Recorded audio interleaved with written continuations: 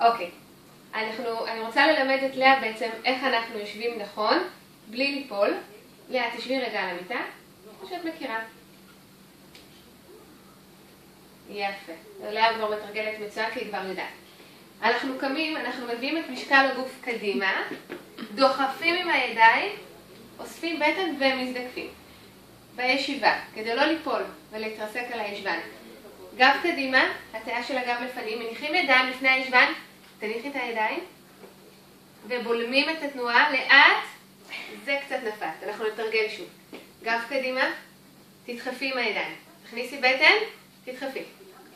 בדיוק, את מזדקפת. יפה. אנחנו רוצים לשבת. גב בהטיה קדימה, תניחי ידיים בזהירות. כן, כן, כן. לאט, קודם להניח ידיים. תביאי עוד את הגב קדימה, ואת בולמת את הירידה. עכשיו זה הרבה יותר בטוח. מעולה.